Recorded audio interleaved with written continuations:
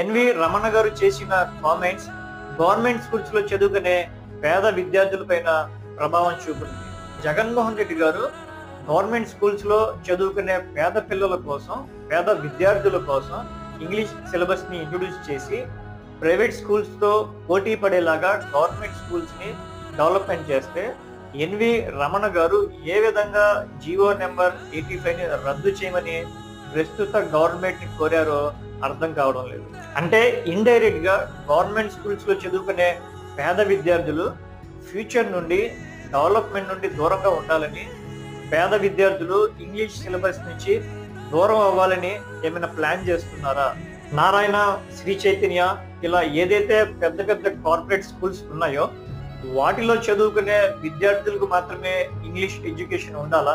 Government schools లో చదువుకునే పేద విద్యార్థులకి ఇంగ్లీష్ ఎడ్యుకేషన్ ఉండకూడదన్న మీ అభిప్రాయం?